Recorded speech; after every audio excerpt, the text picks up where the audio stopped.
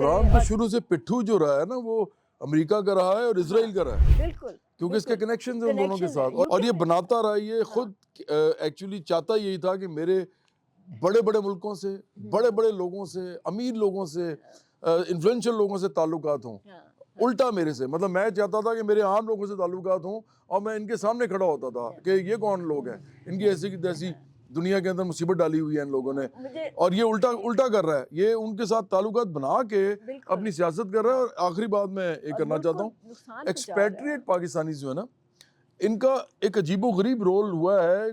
सबका नहीं मैं कह रहा, कुछ लोग ऐसे हैं जिन्होंने पाकिस्तान के अंदर इसकी जो एक जाली मदीना की रियासत का जो एक वो जो था ना नारा, उसको सपोर्ट किया है। मुझे सिर्फ हंसी नहीं आती, मुझे सिर्फ हाँ अफसोस भी नहीं होता, मुझे एक्चुअली शर्म आती है इन लोगों की सोच के कि मैं इन लोगों को जानता हूँ। मैं बहुत से लोगों को जानता हूँ अमेरिका, इंग्लैंड, यूरोप में, जो लोग मेरे साथ पर्सनल ताल्लुकात रहे हैं और वो इमरान को इस हद तक सपोर्ट कर रहे हैं, जबकि मैं जानता हूँ कि उनके अपने घरों में कोई उस तरह का इस्लामी माहौल नहीं है जिस तरह का यहाँ पे, जैसे मिसाल के तौर पे हाफिज सईद के घर में होगा। इसी तरह जिस तरह बुशरा बीबी बुर्का पहनती है तो उनकी लड़कियां बुर्का पहनती होंगी, ऐसा तो नहीं है। और लेकिन वो लोग, इनको शर्म नहीं आती कि यहाँ पे वो इमरान की मदीना की जाली रियासत जो है उसके सपोर्टर हैं और ख़ुद रहते हैं सेकुलर मुल्कों में, खुद रहते हैं लिबरल मुल्कों में, जहाँ पे उनके बाल बच्चे जो हैं वो लिबरल तरीके से रहते हैं। और वो इधर हमारे मुल्क में फसाद पैदा करना चाहते हैं मज़हब के नाम पे, मज़हब के नाम पे हमारे मुल्क में, और वो भी मुनाफिकत वाले मज़हब के नाम से। मतलब क्योंकि इमरान तो पक्का मजहबी भी नहीं है ना, वो तो मुनाफिक मजहबी है, तो उसके थ्रू ये करना चाहते हैं हमारे मुल्क में फसाद। मुझे शर्म इसलिए आती है कि मैं उन लोगों को क्यों जानता था। मैं अभी भी चाहता हूँ वो इस्लाह करें अपनी। मैं चाहता हूँ कि उनमें डॉक्टर्स भी हैं, उनमें कोई एंटरप्रेन्योर्स भी हैं, उसमें ऐसे लोग भी हैं जो वहाँ पे कांग्रेस के लोगों के साथ उनके ताल्लुकात हैं या सेनेट के लोगों के साथ ताल्लुकात हैं। लेकिन कोई शर्म करें कि पाकिस्तान के अंदर हमें मज़हब पे लड़ाई नहीं चाहिए। हमें यहाँ पे रोटी, कपड़ा, मकान, इज़्ज़त, रोज़गार, तालीम, इलाज, सेहत, बिजली, पानी, ट्रांसपोर्ट, इंसाफ चाहिए, इज़्ज़त चाहिए लोगों को। और वो मज़हब के थ्रू नहीं मिलनी। मज़हब तो हमारा एक पर्सनल मामला है। वो मैं भी मुसलमान हूँ, मैं बड़ा प्यार करता हूँ अपने मज़हब से, लेकिन मज़हब रोटी का मज़हब नहीं होता, दवाई का मज़हब नहीं होता, कपड़े का मज़हब नहीं होता। ये चीज़ें ज़रूरियात ज़िंदगी हैं, ये हर एक को चाहिए।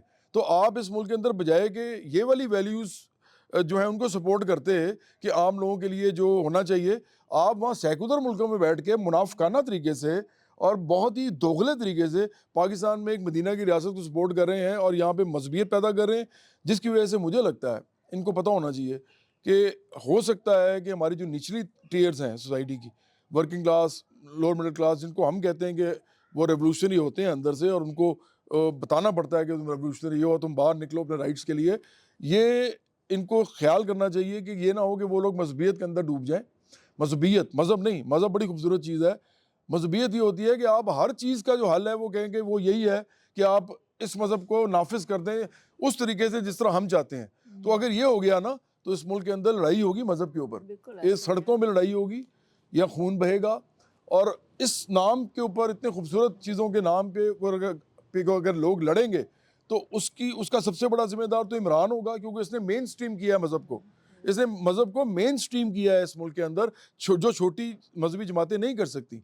लेकिन एक तो वो होगा इसका जिम्मेदार, लेकिन उसके साथ साथ वो तमाम एक्सपैट्रिएट पाकिस्तानीज भी होंगे जो इसको टेक्निकल सपोर्ट देते हैं, सोशल मीडिया की सपोर्ट देते हैं, इसको पैसों की सपोर्ट देते हैं, और वो खुद सेकुलर मुल्कों में बैठे हुए हैं। उनको शर्म नहीं आ रही कि वो यहाँ पे पाकिस्तान में मजहबियत पैदा कर रहे हैं। इनको ये भी समझ नहीं आती कि ये ऐसी एग्जाम्पल जो इतनी एक्सट्रीम पर होती हैं उन्हें इस्तेमाल करके अपना केस अंडरमाइन करते हैं। इनको ये समझ नहीं आती कि जब बंदूकों की बारी आएगी तब ये पीटीआई के लोगों को इख्तियार नहीं मिलेगा, ये यहाँ के सबसे जो दरिंदे लोग हैं उनके पास जाएगी ये पूरी टोटल पावर। तो रियासत को अंडरमाइन करने से ना हमें फ़ायदा है ना उनको फ़ायदा है। एंड में जिन लोगों को फ़ायदा है वो पाकिस्तान को फिर नए पाथ पे लेकर जाए। रियासत डिसमेंटल होती है तो सोसाइटी भी साथ डिसमेंटल हो जाती है। होती है। मतलब आप देख लें, जहाँ जहाँ इस तरह से हुआ है, जो भी कुव्वत थी जिसने मुल्क को इकट्ठा रखा हुआ था या एक मतलब ऑर्डर था सोसाइटी में, उसको बजाय पॉलिटिकली आप चैलेंज करने के आपने उसको इतना डिसइंटीग्रेट किया कि वो एनार्की बनी। तो आप देख लें कि उन इलाकों में क्या हुआ, मतलब ये कि वहाँ पे लिबिया में ट्राइबल वॉरलॉर्ड्स आ गए हैं, अफ्रीका में आप देख लें कि वहाँ पे क्या हालात हैं, किसी की सिक्योरिटी नहीं है, लोग घरों में घुस जाते हैं।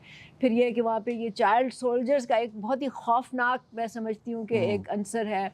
तो लोगों को मेरा ख्याल है यहाँ पाकिस्तान में जो लोग रहते हैं और जिन्होंने ये लाइफ देखी है, दे प्रॉब्ली डोंट अंडरस्टैंड कि एनार्की होती क्या है और एनार्की से कितना, मतलब कितनी तबाही होती है, कत्लो गारत होता है, और कितना इंसान का बिल्कुल आप समझ लें कि सुकून तो ख़त्म ही हो जाता है, बिल्कुल सुकून का तो नामो निशान नहीं रहता। और जो शादाना गुलजार कहती है ना, घटिया बात करती है कि इमरान नहीं तो पाकिस्तान नहीं, तो मैं उसको बताना चाहता हूँ कि बकवास करती हाँ, है। मैं उसको बताना चाहता हूँ कि इमरान जैसे करोड़ों घटिया लोग भी होना तो हाँ। पाकिस्तान के सामने कुछ नहीं है। एक तो ये बात, और दूसरी बात ये कि अगर पाकिस्तान नहीं तो कोई भी नहीं, फिर कुछ भी बिल्कुल नहीं। ऐसे ही है, तो बिल्कुल ऐसे। इमरान तो जो है वो मेरे लिए एक, मैं समझता हूँ कि इससे ज़्यादा घटिया आदमी, इससे ज़्यादा बेगैरत आदमी मैंने नहीं देखा, जो इस बिल्कुल मुल्क ऐसे। को नुकसान पहुँचा रहा है, इसके साथ दुश्मनी कर रहा है सिर्फ इस वजह से कि मुझे और इज्जत क्यों नहीं दे रहे। भाई आप अपनी हरकतें ही अपनी ठीक नहीं कर रहे तो आपको इज्जत कहाँ से मिलेगी? अब बिल्कुल आपको ऐसे ही है। जिल्लत ही मिलेगी इस मुल्क के अंदर।